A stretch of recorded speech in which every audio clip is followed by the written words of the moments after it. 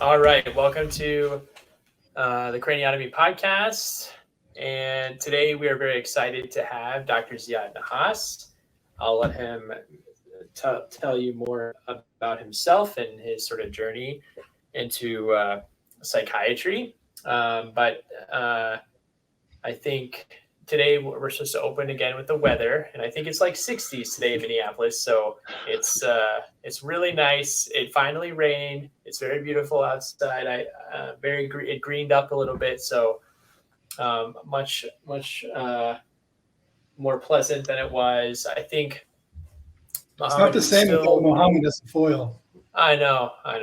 Muhammad is still out due to some family health stuff, and he'll be back soon. But we will have to do without him. He usually keeps us grounded, and so that's why it's always a struggle for us to make sure we're talking about everything from all perspectives. But I don't know. Maybe it'd be good to tell us a little bit about your journey and your passion. Even though Alex and I know you really well, but it'd be helpful to hear. How far back do you want to go about my journey and my passion? As far back as you think is interesting and relevant. Yeah. All right. So it's ironic because now that you said that, and you being a surgeon, I remember struggling in medical school. What was I gonna specialize in? Having been very much into philosophy before going into medical school and art. And so I ended up finding surgery, no offense, but boring, at least the surgeries that I attended to. And every year I was gonna drop everything and go to the School Museum of Fine Arts.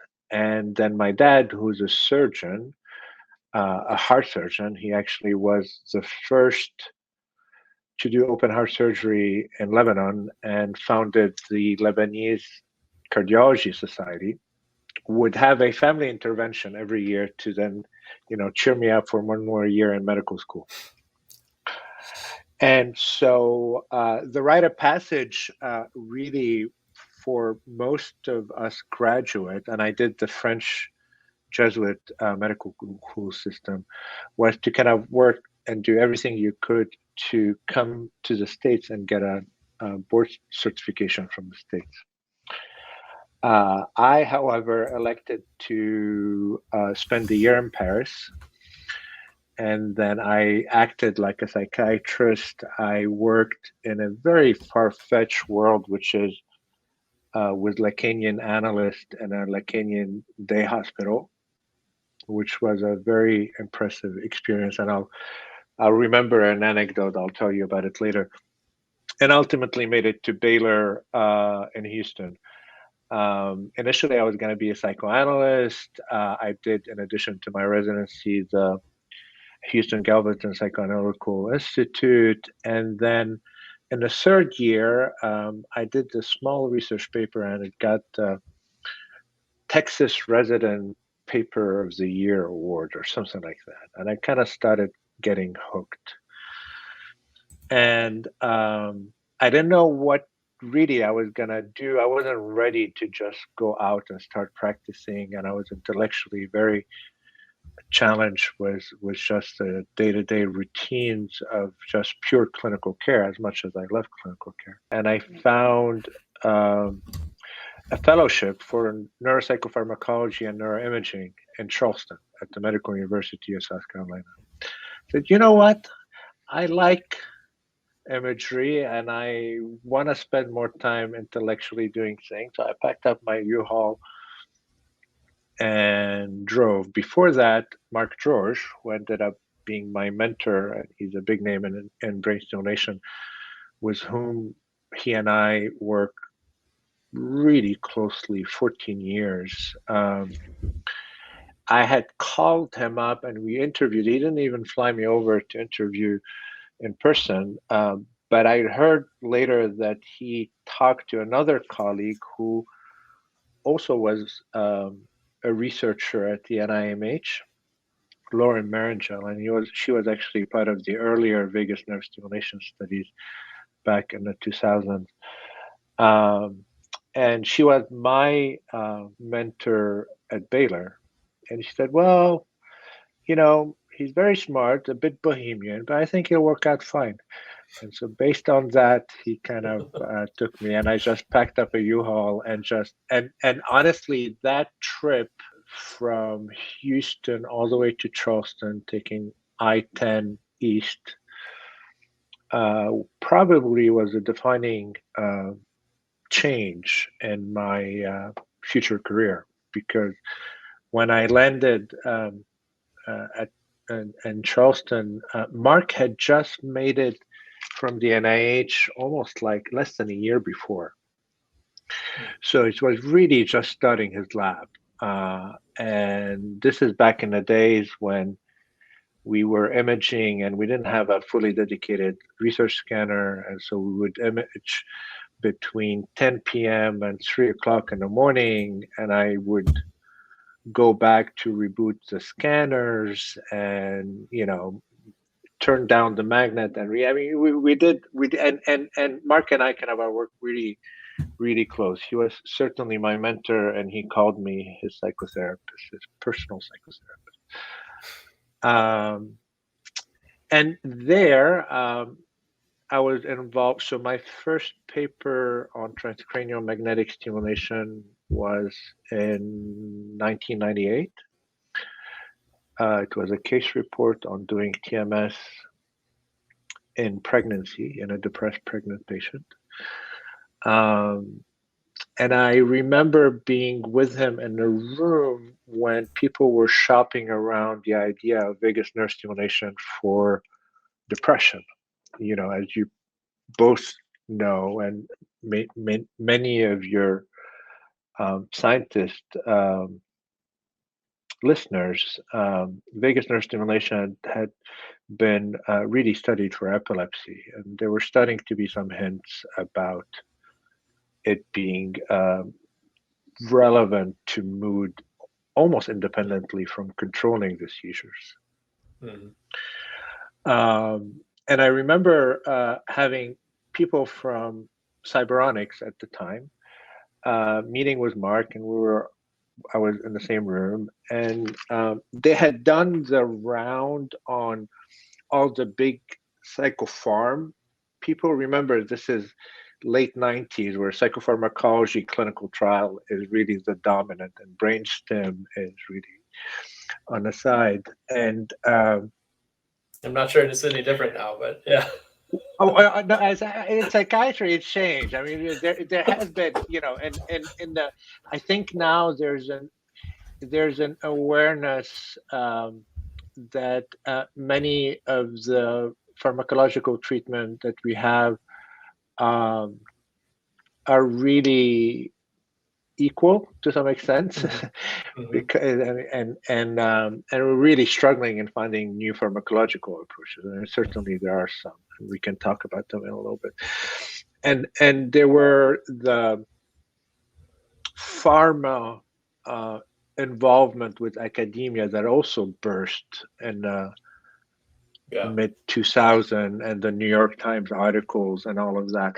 So there was but early back in 98, that wasn't really happening. And again, one of our colleagues here at the University of Minnesota, Tom Henry, that both of you, I think, are collaborating with him. Tom had done a PET study looking at VNS activation in epilepsy patients. And when you really look at his activation deactivation maps, certainly thalamus, which is the gain that the brain has in terms of sensory information, and you want to quiet it down. It's almost like a radio transistor that you want to really hone down the lower the frequency so that you don't get that hyperexcitability and the seizures. But other than the thalamus, there were a lot of brain activation or modulation of areas that are much more relevant to mood regulation than they are to epilepsy. And Mark George and I were looking at some of that, and we're both kind of like, "Whoa, that's real." Right? I mean, and that kind of that foresight that Mark had kind of got us, and this is early again in terms of functional neuroanatomy and mood regulation and all this kind of a new things that are starting to develop now 20 plus 25 years ago.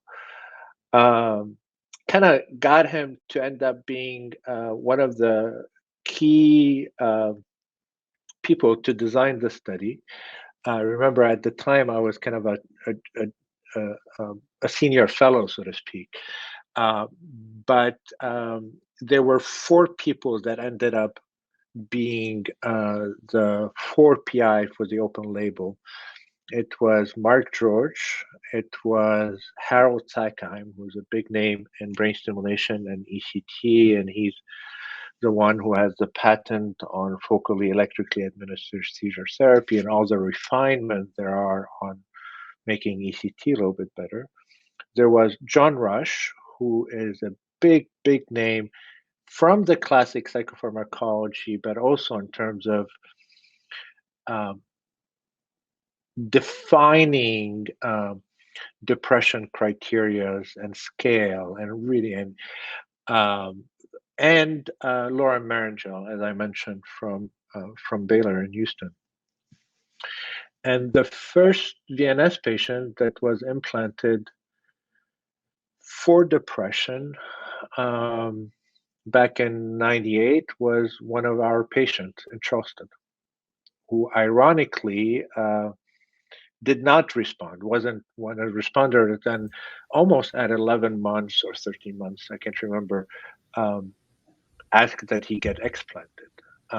But nevertheless, that was, and so you can imagine within a short period of a year and a half, how life-changing all of those ideas and exposures that are having. And I remember also at that time, this kind of goes back to my later choices, is that, so Mark obviously was interested in mood disorders, and he was pioneering TMS. And he thought that I could actually go into psychosis and neuromodulation just to complement. And I don't know how many people, I'm not going to name names, but I remember a striking difference between all these mentored by proxy in the psychosis world and in the mood disorders world. And they were like, in terms of personality, in terms of welcoming, it's just completely 2 different personalities. And I'm much more neurotic than I am schizotypal or something. And I never followed up with his kind of pushing me in that direction, essentially. But I found that I had a. Are you saying that the clinicians are taking on the traits of their patient populations? Well, I think no. Well, again, I will not. I've had enough bad things happen to me in the last few weeks that I will not name mentors or potential mentors that I eventually said no way. But they were, again, compared to the folks that I was, again, having the opportunity to sit with as they are designing these studies and as they're thinking about what the optimal designs and what the type of patient population we need to, and da-da-da-da. It was clearly beyond a shadow of a doubt for me that is the world that I feel much more comfortable and that I was much more intrigued with, especially that if you think back a couple of years earlier, me wanting to become a psychoanalyst, there was more to be able to think about meta-psychology in the realm of mood regulation and mood disorders both of you are very interested in decision making, but that wasn't that clear earlier, at least for me. And certainly decision making is yet another hint at metapsychological processes that are taking place. And they're equally applicable in psychotic disorders as in mood disorders. But back from my bias perspective, I wasn't seeing that. I was seeing it more that the mood disorders were really more of a continuation of those metapsychological construct in psychoanalysis or metapsychology. And so I started getting, but I found that I had a niche toward mechanism of action stuff. So I was kind of more interested in not running a large clinical trial, but trying to understand really how does this device work, or why is it that we're getting a response? And so most of the mechanistic studies that came out of that lab at the time, at least related to the antidepressant effect of ECT, TMS, VNS, were essentially my contribution to the lab, really. And so that's how Mark and I complemented each other earlier on. And then the second biggest influence on my academic thinking was meeting up with Jaak Panksepp. I think, Alex, you and I had spoken about Jaak.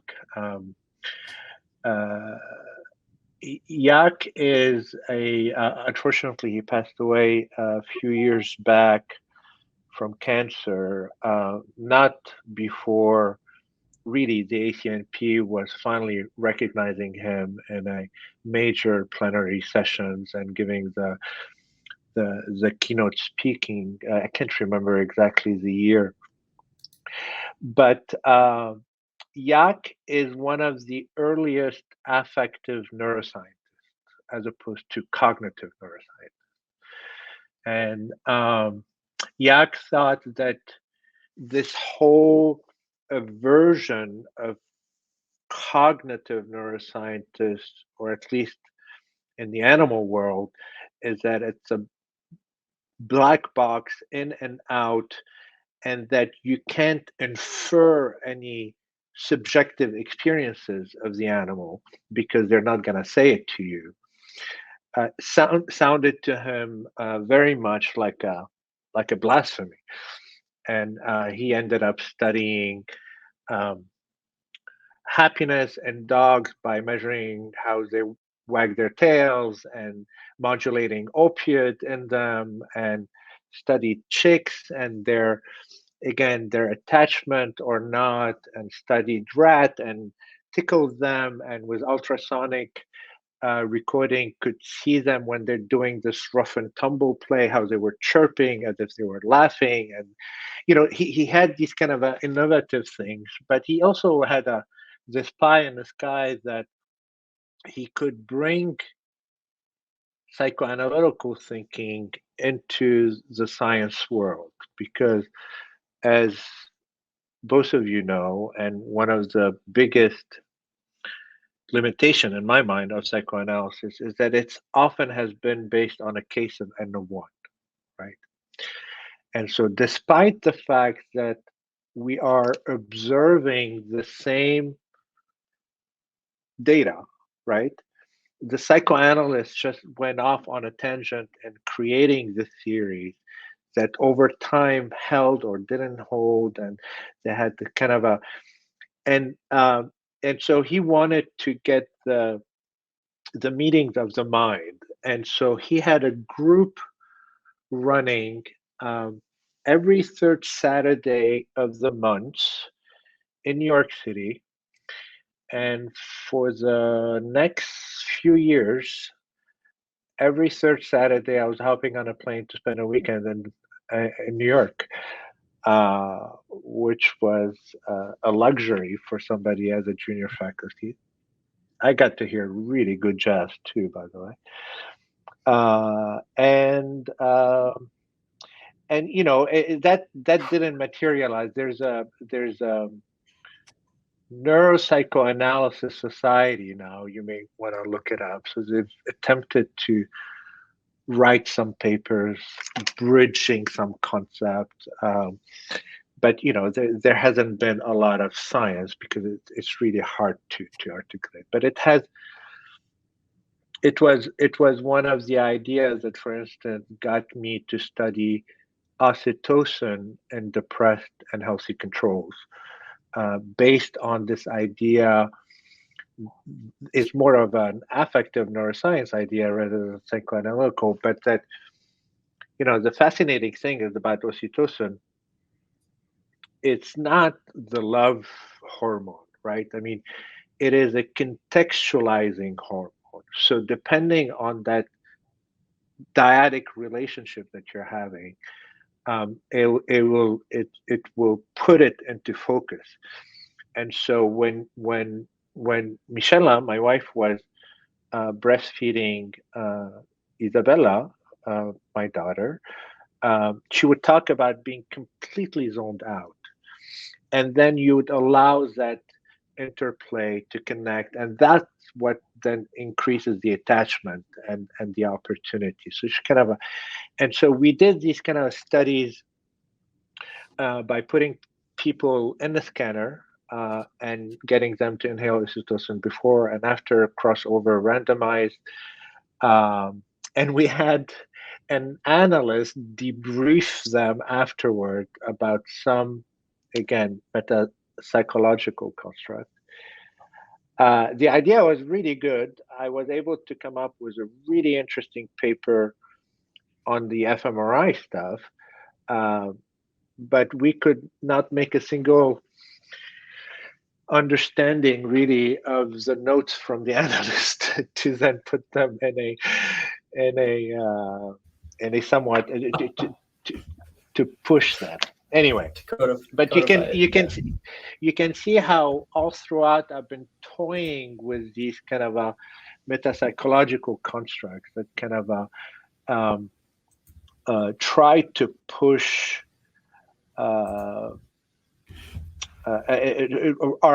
behind our decision making, really. And again, part of my bias, and I'll be very interested in your thoughts about it, is that I've always thought that the primary driver for the decision making is the affective realm, and that the cognition is certainly it's an afterthought, right?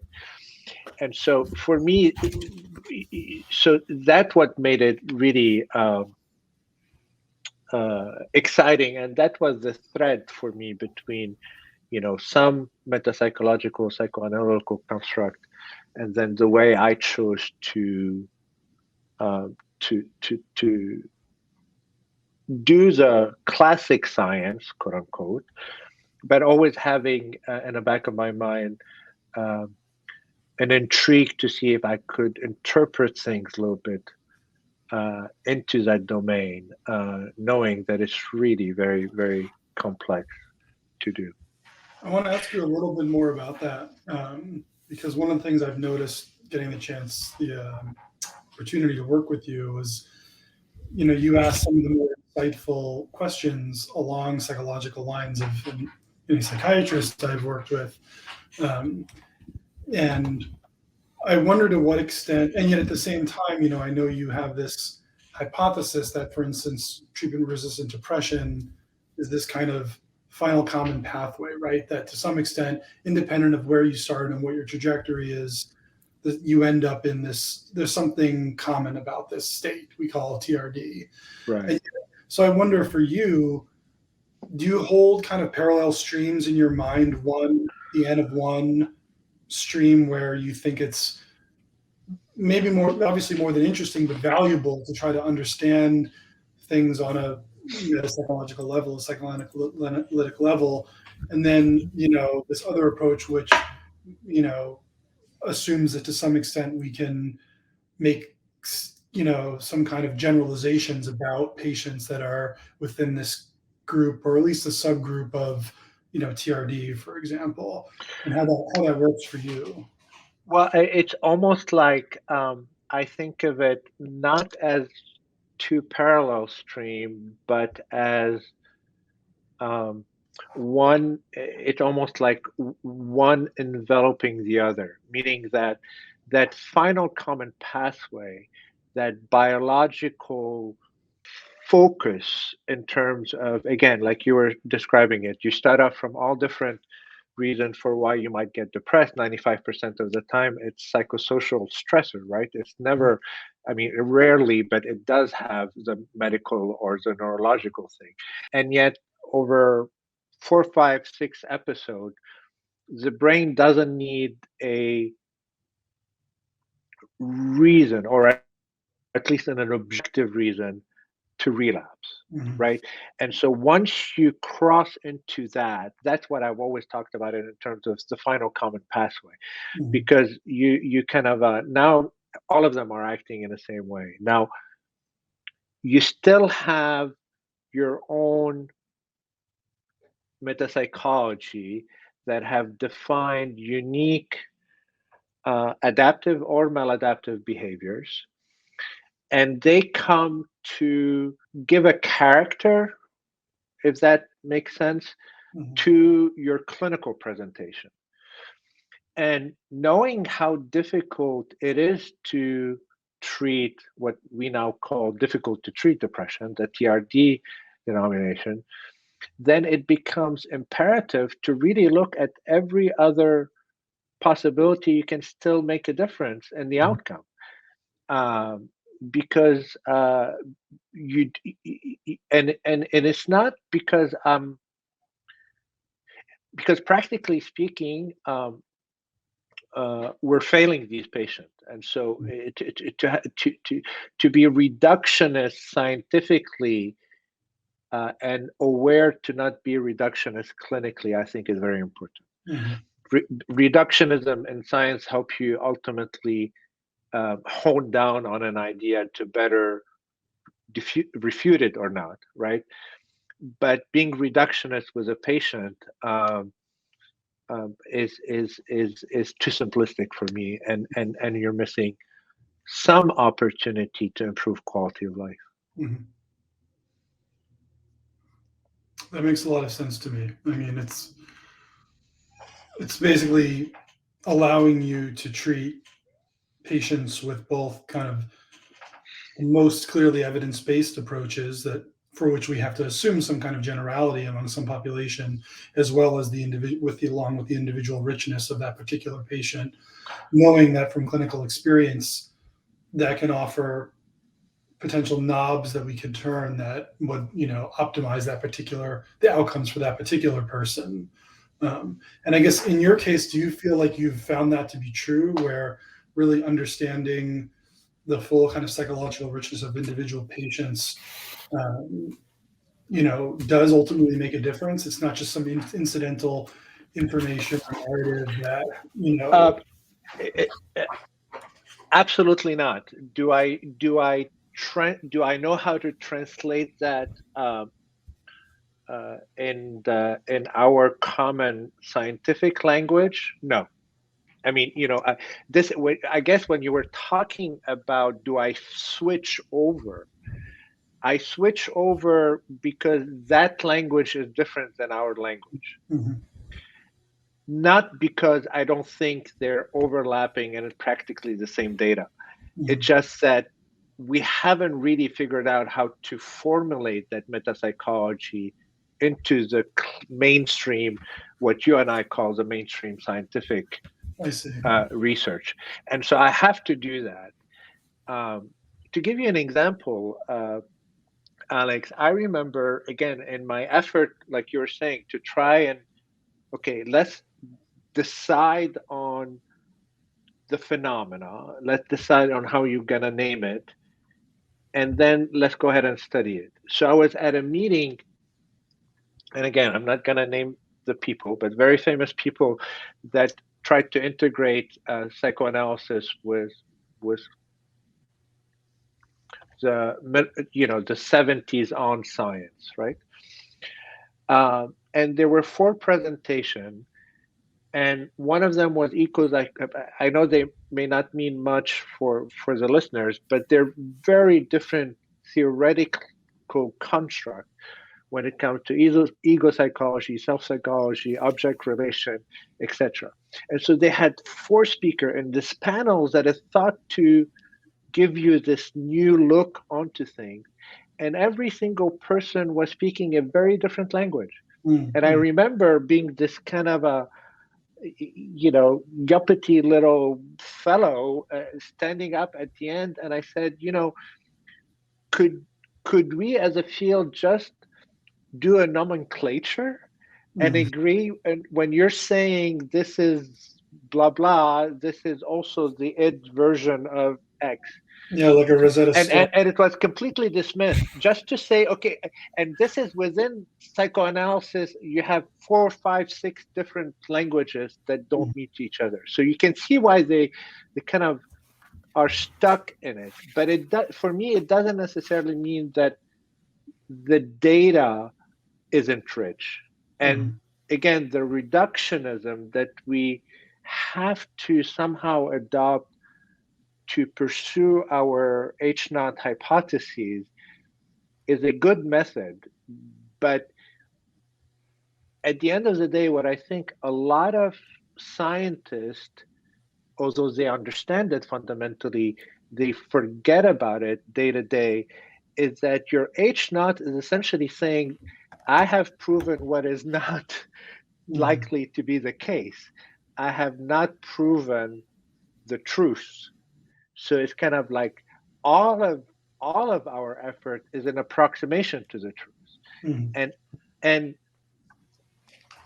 ironically enough, metapsychological theoretical teaching make you much more comfortable with the ambiguity of an approximation than the kind of a narrow reductionist interpretation of how science is held today. Because scientists are forget that they're only approximating the truth, kind of fall into this dogmatism that I think is not open to other interpretation. And maybe that is, I've often wondered where is that coming from, at least in my mind. I'm a person that is very much into arts, very much into jazz, but what I resonate with is very abstract work. And art. What I resonate and I can fall asleep to is absolute deconstructive mid-60s jazz, and I fall asleep to it, right? And so it is a comfort of not feeling lost within some ambiguity. And so this is why you see me carrying that clinically, I think. It just, I don't feel too anxious by not really knowing and approximating things. Yeah. I mean, I think it's such a strength to have. It's something that I struggle with, being able to, I guess, in the parlance of the times, like hold space for that ambiguity with a patient, and not necessarily feel like I need to be able to pin down every single thing. Although one of the things I feel like I did learn from working with you and from sort of a more psychoanalytic approach was this hypothesis testing idea, which I have found very useful, right? That you develop a psychological theory about someone and then you find a way of testing it. And at least that is some kind of a way of getting on a 1N of 1 level evidence, if you will, about that. Absolutely. You make an assumption, you make a formulation of some sort, and as you interact, you're constantly being I guess, scientist that you are by saying, wait, this doesn't match. Mhm. And okay, I need to reformulate whatever I thought might be going on, as opposed to now you're driving it to the ground and not getting much of a clinical work. But Alex, you mentioned that a little bit, and it kind of surprises me. You're the meditator. I have no clue how to meditate. Mhm. And so it's kind of striking that you're telling me that I'm comfortable with this kind of floaty ambiguity in a way, where you're the accomplished meditator that I'm sure at some level reaches that level of, I'm not going to call it disconnection, you probably call it something else, but where there is less anchoring of the concrete that is happening. And so Yeah, but for me and my, it's there's you and you. there's really almost a association between the intellectual side and the what I'm like on the cushion and what I'm like in the lab or in the clinic. And I try to bring them together, but I can't say it even necessarily feels like the same person who's doing those different things, if that, on some And level. I relate to this a lot. You recall how I was telling you that during medical school I was gonna drop everything and go to do the School Museum of Fine Art.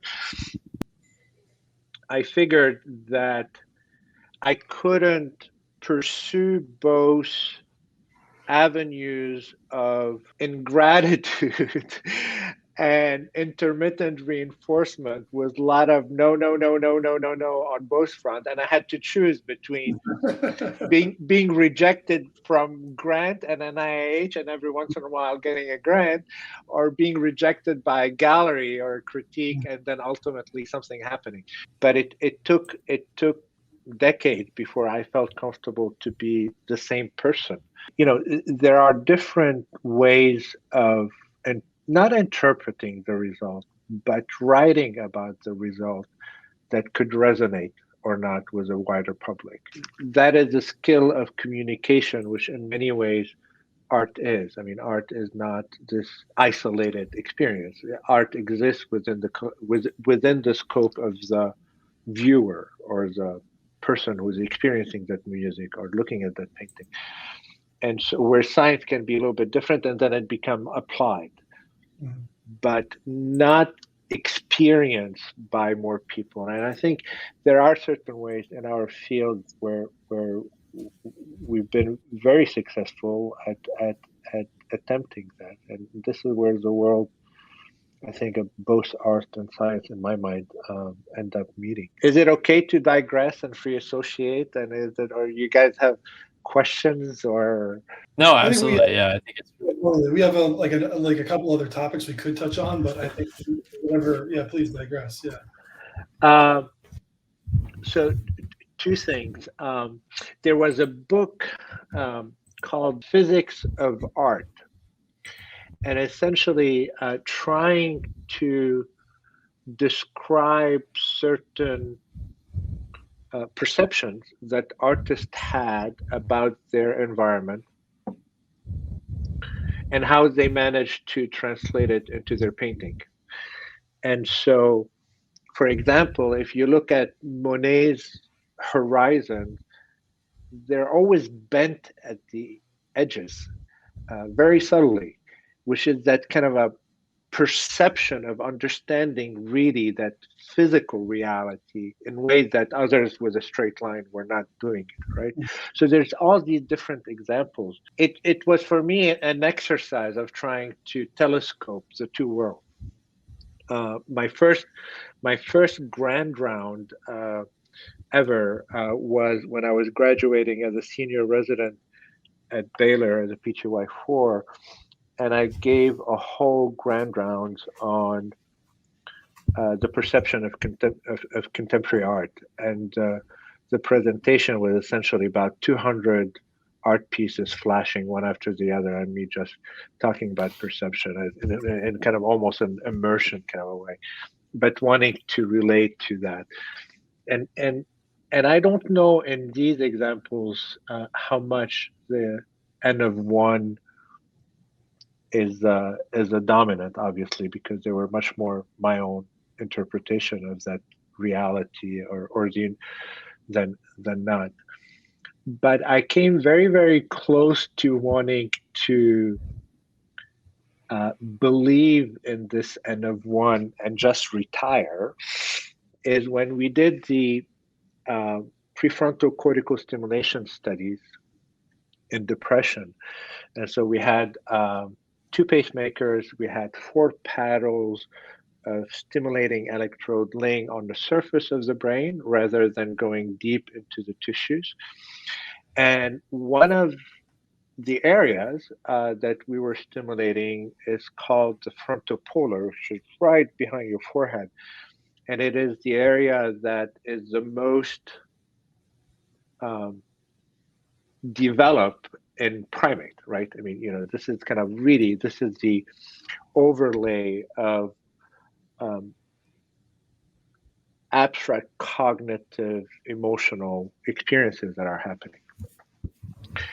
And, whereas all of the prefrontal cortex is this dramatic topography of moving from concrete to abstract and from cognitive to emotional in that kind of a landscape. The frontopolar are something quite interesting. The first patient that was ever implanted, we tested her settings in the OR and then turned the devices off, allowed 2-3 weeks for her to recover, and came to the lab for us to do some parametric manipulations with affective kind of triggers, etc. And the background on this patient is that this is an OBGYN who was very accomplished, who had progressed in her TRD to the point of disability and to the point of, I remember the first time I met with her, her whole fantasy is just to take a knife and stab it into her heart. So it was really, and the way she dealt with it with a complete disconnect. So talk about the narrative, the metapsychological narrative in terms of being an OBGYN, disconnected completely, shut off, really hard to read. She failed ECT, she failed vagus nerve stimulation. We finally put the prefrontal cortical stimulators on her. And so I've known her by that time 2 to 3 years, really, as with the other devices. And as you know, they no pun intended, but those implanted patients become your babies in a way. You're married to them if they're not your baby. And we were doing this parametric modulation. She cannot. The nice thing about prefrontal cortical stimulation is that you don't feel the stimulation, unlike external TMS stimulation, where it's really hard to control with a placebo. And the task was to look at really hard emotional pictures versus neutral pictures. So a major accident versus a butterfly. These are the IAPS type of pictures. And we were recording EEG, 64-channel EEGs, to look at evoked response. So how is the brain first reacting to these imageries? But we were also parametrically changing settings. And again, not being able to just be satisfied with happy, sad, neutral. So I would try to ask the participant a little bit more, what was your experience? What was it like? Kind of a more of the thing.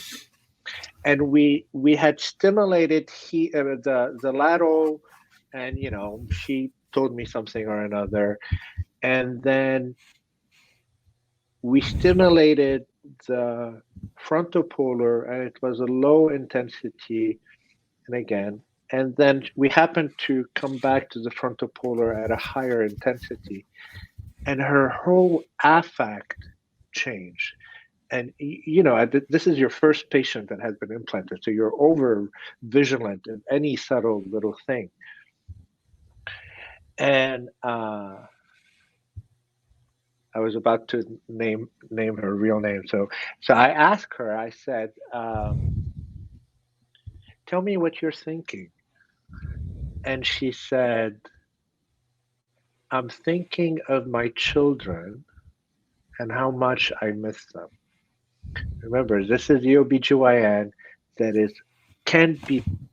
unpenetrable, and she delivered babies in all of her work, and she has been disconnected from her children because of her depression and her depression self-isolation in a way, or depression-induced self-isolation. And here we are, we're stimulating frontal polar, self-other, attachment circuitry smack in the middle. And her first free association, which is the psychoanalytical construct, right, is I'm thinking of my children and how I miss them. And for me, it was like, okay, if science is an end of one, I retire. There is my proof. Unfortunately, science is not an end of one. But man, how impressive that moment was for me. And it kind of like a fleeting moment where they came together. Those two worlds really came together because there was a parametric manipulation of the conditions, right? It wasn't, and anyway, I remember this being a really a very fleeting moment of these worlds coming together. But hopefully, we were talking before the podcast started. We're all collaborating on hopefully trying to repeat this experiment in a new set of patients where we can again do a little bit more sophisticated programming and figuring out how to hone down on better stimulation parameters. The funding world is a little bit difficult, but we're making headways. We now have to, as a last step, answer back as CMS, Medicare, that we're trying to get them to support part of the work. And I'm hoping that over the next year, we'll be able to relaunch this kind of work. Because in so many ways, I think it's a crossroad between what you guys are interested and what I'm interested in, kind of this crossroad of affective cognitive interplay in decision making as an immediate, but it's also in decision making as in patterns of life choices, right? Which is presumably what instinctively or unconsciously drive your decision, which is again with the psychological, psychoanalytical construct. Yeah, exactly. Ziad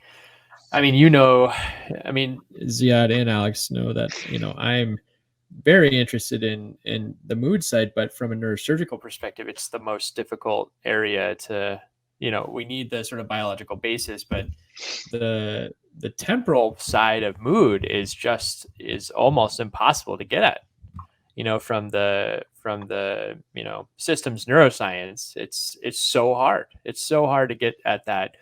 And I think, generally speaking, we're all on the same page that a lot of the cognitive processes and the cognitive effort and the cognitive rigidity plays into it bidirectionally, but ultimately to serve the lizard at the center, right?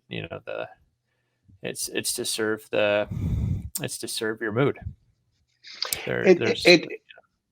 It does, but you remember, it kind of, I've always, we've had these conversations. I think the first year I arrived,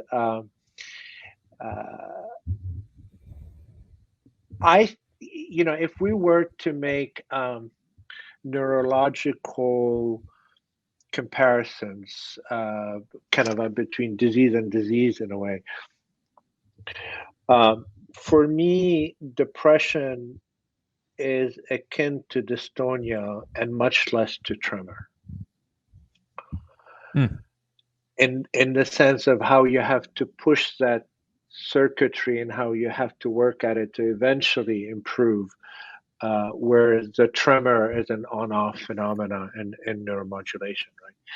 And it's not like, and there's a reason why in the vagus nerve stimulation studies, where in epilepsy, there is an option for patient to swipe and have themselves deliver an extra train if they're having an aura as about to having a seizure. And Right. oftentimes that can be successful in stopping the seizure. In depression, we don't have that. We don't have like, Right. oh, I have this thought and I'll swipe it and take it away. It just doesn't happen. And with TMS, you stimulate and stimulate. There's no eureka. There's no.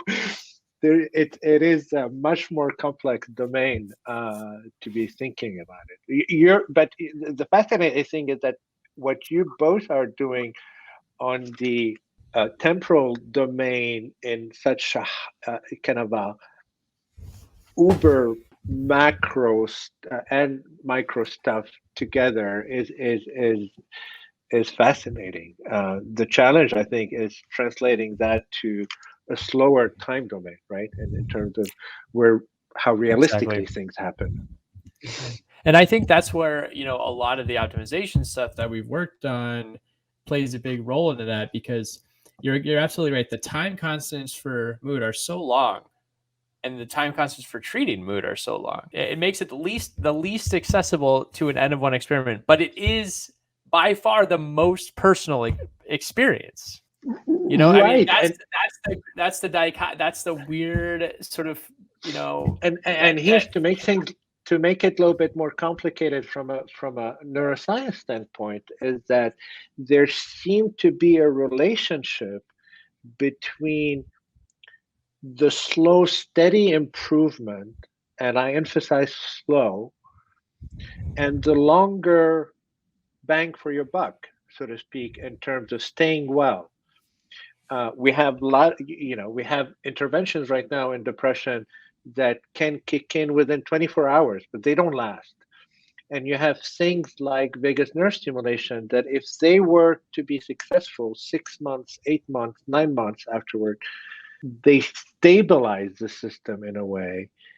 And it doesn't make it so hyper sensitive to stress, to relapses out of the blue, nowhere, just the brain wanting to go back to that one attractor, so to speak. And so that makes it not only that your antidepressant has a temporal domain that is different from in the moment, but that super slow one seemed to be at the core of treating someone in these final pathways.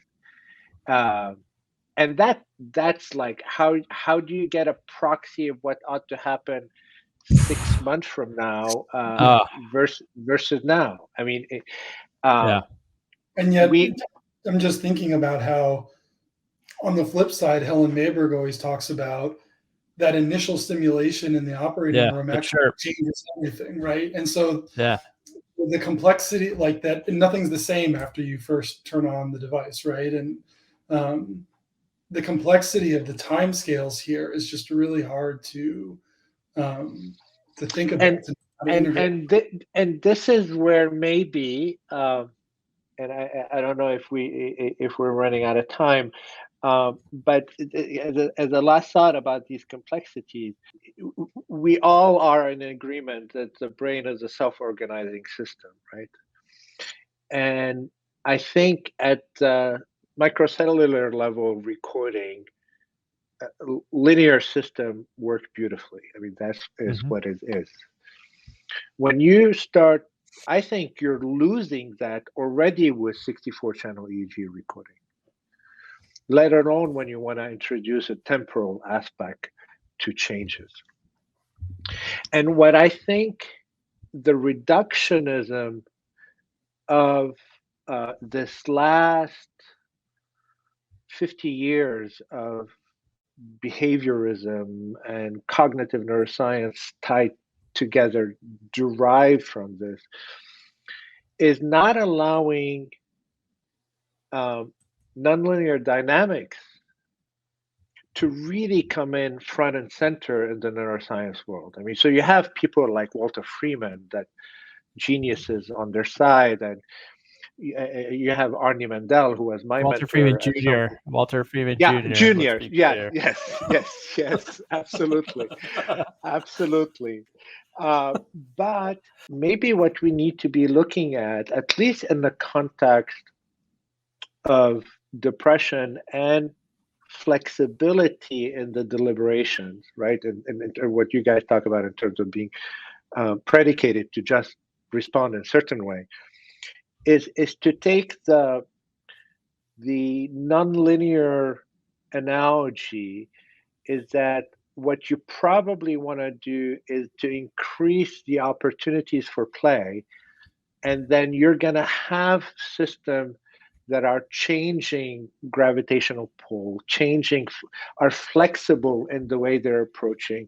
I could be now talking to you, getting very excited about it.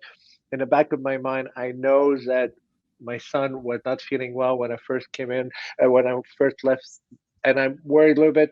And then I have something to finish, and yet I'm jumping between those states in a way that is not rigid and reductionist. And so perhaps what we should be looking to do with our stimulations is to follow an optimal level of complexities in the system, because you certainly don't want it to be hyper synchronous like a seizure would be, but you also don't want it completely off the rail, because there's no materialization to any thought in that extreme. And so if we could define that optimal moment to moment, and we actually have done this with the prefrontal cortical stimulation. We have data showing that different frequency of stimulation generate different complexities in terms of Lyapunov exponent, in terms of entropy, in terms of things like that. So imagine, instead of an ERP that we have to follow, if we were to envision an optimal complexity domain and have that becomes a Bayesian optimization to keep chasing, right? To keep that brain in the most flexible yet engaged dimension. I can tell you, even if I had all the data in the world, NIH will never fund something like that. Yeah, not yet. Oh yeah. But you can. This is maybe actually something to follow up with in terms of some of the Bayesian optimization playing around. I totally agree. We can't give everybody our secrets, though. So yeah. Delete this part. Delete this part. Or just like introduce static, like we're losing connection, and I didn't hear you. Entropy. Yeah. All right. Well, I think we're running out of time, so we might have to do another podcast with you, because there's just too much to talk about. I mean, it's just fantastic. I love getting the opportunity to chat, but there's just so much to talk about. It's just so fascinating and so much going on. We really appreciate you coming today. Oh, my biggest pleasure, and thank you for thinking of me, and happy to do this anytime. Great, thank you.